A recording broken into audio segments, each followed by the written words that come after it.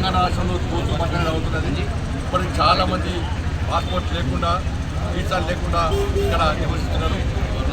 వీగాల విషయంలో హామీ పడుతున్నారు సురేష్కోలే. నేను రిక్వెస్ట్ చేసి ఒకటే రాష్ట్ర ముఖ్యమంత్రి గారు దయచేసి దీన్ని శాంతి భద్రత సమస్యగా చూడండి. ఇది హిందూ ముస్లిం మతం కోణంతో చూసే ప్రయత్నం చేయకండి. మీరు మతం కోణంతో చూసే ప్రయత్నం చేస్తే ఈ తెలంగాణ రాష్ట్రం అనేది టెర్రరిస్టులకు అడ్డగా మారుతుంది. దీన్ని గుర్తుంచుకోవాల్సిన అవసరం ప్రజలు ఇళ్ళ చూస్తున్నాడు. ఏది ముఖ్యమంత్రి గారు మాటలు చూస్తున్నాడు, ఏది ఆపరేషన్ కాగారు విషయం.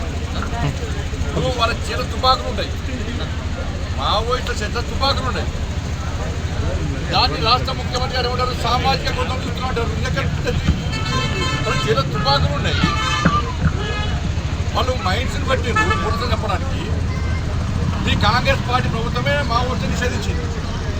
కాంగ్రెస్ పార్టీ ప్రభుత్వమే నిషేధించింది. మీ ప్రభుత్వం మీ పార్టీ నిషేధించినటువంటి దాన్ని మీరు పడుకోకుండా దాని సామాజిక గొంతులతో రాష్ట్ర ముఖ్యమంత్రి చెప్పడము, మంత్రులు దీన్ని ఖండించడము, ఇది మంచి పద్ధతి కాదు. దమ్ముంటే ధైర్యం ఉంటే రాష్ట్ర ముఖ్యమంత్రి గారిని చలో మావోయిస్టులు నిషేధం తొలగించే దమ్ము మీకుందా? మరి ప్రజలు దిగబడతారు వాళ్ళు. దాని గిరిజనుల పేరుతోని దాన్ని చూడడానికి మంచి పద్ధతి కాదు. గిరిజనులు ఎవరు పొడుతులను చంపరు, గిరిజనులు ఎవరు మైండ్స్ పెట్టి బ్లాస్టింగ్ చేయరు, గిరిజనులు ఎవరు అమాయకులను చంపరు, గిరిజనుల చేత తుపాకులు ఉంటాయి. కాబట్టి అనేక మంది అమాయకులను చంపారు. దాని మీద ఈ సంఘాలు ఎప్పుడు మాట్లాడాయి. ఇవాళ వచ్చి ఇలా చర్చలు జరపాలంటే తుపాకీ చేతిలో ఉన్నటువంటి వ్యక్తులతో నిషేధింపబడిన సంస్థతో ప్రభుత్వం ఏ విధంగా చర్చలు జరపాలి దాని చెప్పాలి. సీఎం కేసీఆర్ మాట్లాడుతూ 10 లక్షల మంది మద్దతుతో ఒక తీర్మానం చేస్తున్నాం, ఆపరేషన్ కగార్ ఆపాలి.